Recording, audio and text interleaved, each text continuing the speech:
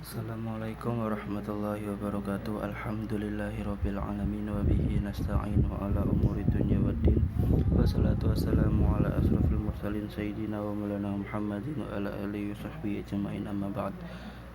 Hari ini saya akan menyampaikan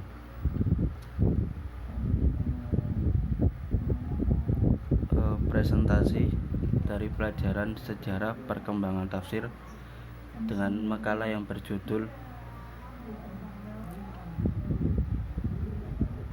Penafsiran Al-Quran pada masa tabi'in dan tabi'in. Ya, yang mana tugas mata kuliah sejarah perkembangan tafsir ini diampu oleh Ustadz Misbahul Munir MTHI. Saya izin menyampaikan makalah dari Ijtihad Tabi'in, dan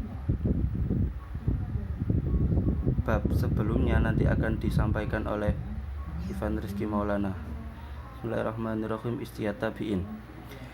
Periode ini terjadi kurang lebih abad 2 setelah berakhir masa sahabat, muncul masa tabi'in. Generasi tabi'in ini terdiri atas murid-murid sahabat.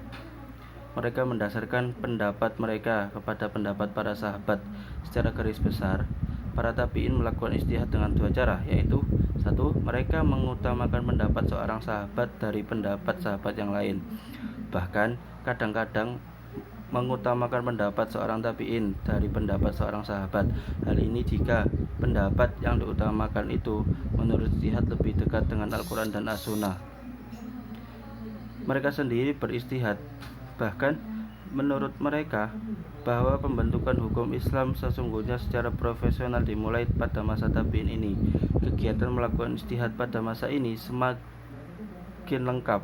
Setiap kota memiliki mujtahid yang menjadi panutan dan memberikan sumbangan pada perkembangan ijtihad di daerah bersangkutan.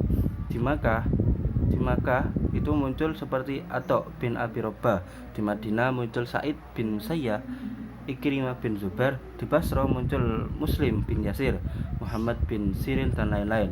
Mengenai yang paling terkenal di antara para tabi'in pada masa itu adalah Mujahid dan Sa'id bin Jubair. Ciri-ciri tafsir tabi'in dan keistimewaannya. Ciri-ciri tafsir tabi'in memuat banyak cerita Israiliyat. Hal ini disebabkan banyak ahli kitab yang masuk Islam, padahal mereka masih terikat oleh pemikiran lama yang tidak menyangkut soal hukum syarat.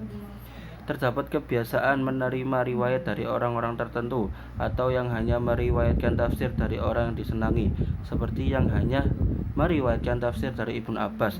Demikian pula dengan ahli tafsir lainnya yang mengkhususkan gurunya tertentu. Mulai tumbuh benih-benih fanatisme mazhab, sehingga sebagian tafsir tabi'in ada yang cenderung mempertahankan pendapat ulama mazhabnya secara kelebihan. Keistimewaan tafsir tabi'in. Secara umum, keistimewaan tafsir ini di masa tabi'in diwarnai dengan 3 macam warna yang menjadi tolak ukur perbedaan dengan tafsir lainnya, yaitu diantaranya masuknya cerita Israiliyat yang dibawa oleh ahli kitab Yahudi dan Nasrani yang telah masuk Islam. Periwayatan terjadi antara tokoh madrasah tafsir di suatu kota dengan murid-muridnya. Terjadi perbedaan pendapat mazhabiyah yang timbul karena perbedaan pemahaman tafsir tabi'in.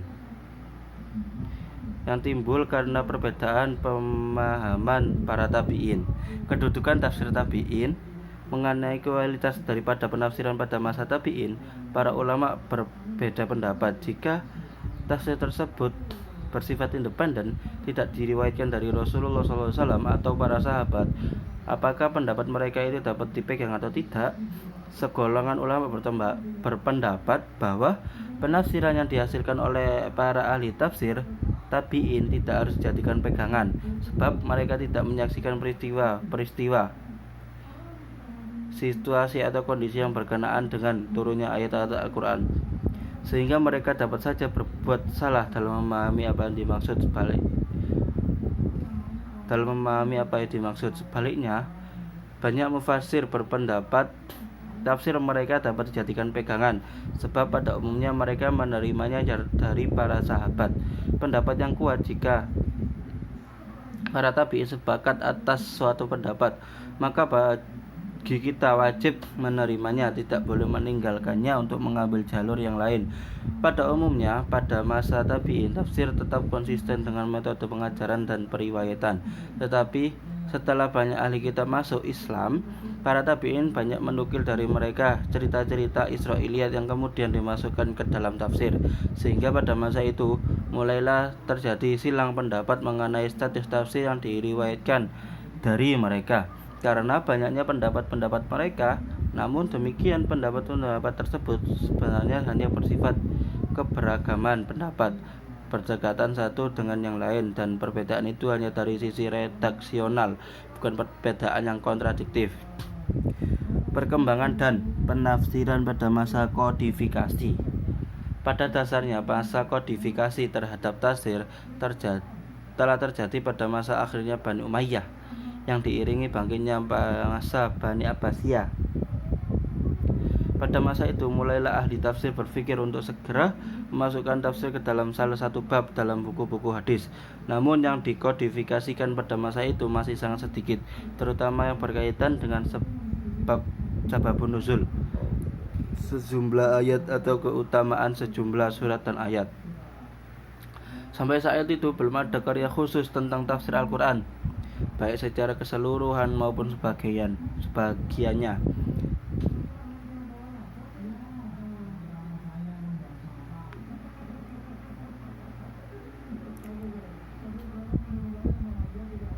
Usaha-usaha untuk menafsirkan Al-Quran tidak lebih dari penghimpunan sabda Rasulullah SAW, pendapat sahabat dan tabi'in tentang tafsir. Yang mula-mula menulis tentang hal itu adalah Yazid bin Harun al-Maslami, Syubab bin al-Hajjaj, Sufyan bin Uyainah, Waqi' bin al-Jarrah, Ruh bin Ubadah al-Basri, Abu Razak bin Humam, Abdul bin Humaid, dan yang lain.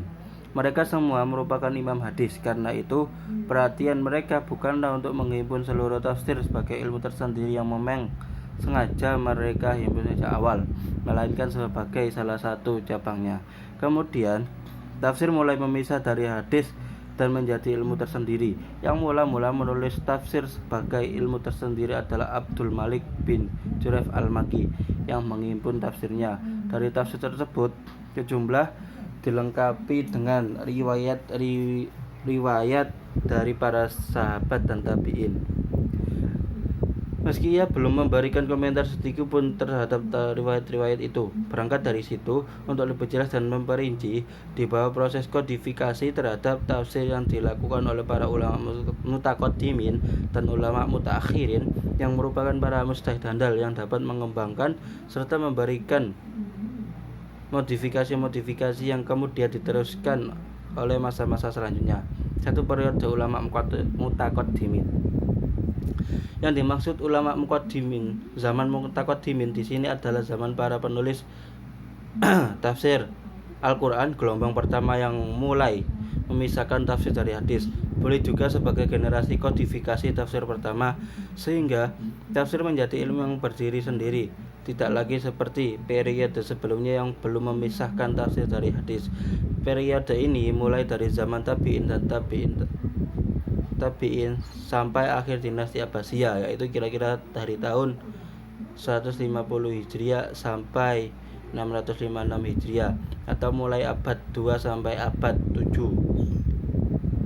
Pada periode ini, tafsir Al-Quran mulai dikumpulkan tersendiri, dipisahkan dari hadis Nabi Muhammad SAW atau riwayat sahabat yang lain yang tidak menyangkut bidang tafsir Al-Quran.